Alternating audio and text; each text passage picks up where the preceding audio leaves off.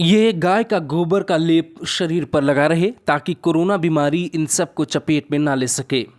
ऐसा दावा किया जा रहा है कि गोबर के लेप से कोरोना बीमारी आपका कुछ भी नहीं बिगाड़ पाएगी, लेकिन ये जानकारी पूरी तरह फेक है।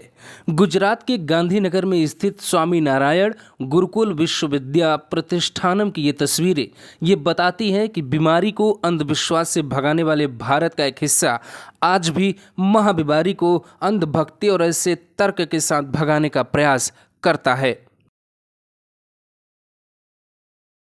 पदाधिकारियों ने कहा कि इस गौशाले में 200 से ज्यादा गाय है।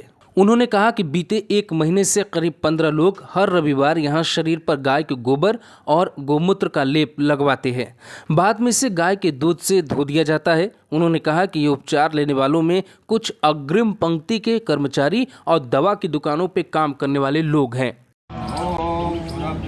क्या गाय के गोबर को लगाने से कोरोना से सुरक्षा मिल जाएगी?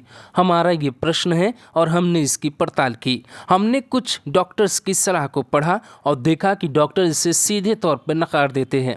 गुजरात के डॉक्टरों की प्रतिक्रिया यह है कि गाय के गोबर से उपचार के खिलाफ चेतावनी देते हुए उन्होंने गंभीर बीमारी की ओर इशारा किया है। शरीर पर गाय के गोबर का लेप लगाने से कोरोना वायरस के खिलाफ सुरक्षा नहीं मिलेगी, बल्कि इससे म्यूकोरमा इकोसिस समेत दूसरी तरह के संक्रमण हो सकते हैं। इंडियन मेडिकल एसोसिएशन के राष्ट्रीय अध्यक्ष डॉक्टर JS जायसवाल ने दावा किया है कि इसका कोई ठोस वैज्ञानिक प्रमाण नहीं मिलता है। गाय का गोबर या गाय का मूत्र कोविड-19 के खिलाफ प्रतिरक्षा को बढ़ावा देने के लिए काम करता है। ये पूरी तरह से विश्वास पर आधारित है और जानकारी पूरी तरह गलत है। There is no scientific evidence to prove the cow dung can be used as a treatment or immunity booster against the corona infection which is prevailing.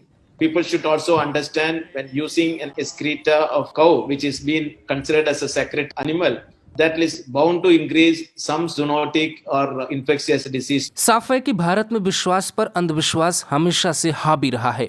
ऐसी ही ये तस्वीरें गुजरात से आई हैं, जहां साफ है कि बीमारी को रोकने के बजाय ये समूह बीमारी को बढ़ावा देने का काम कर रहा है। हमारी गुजारिश है कि आप ऐसी जानकारी से बचें और खुद को सुरक्षित रखें।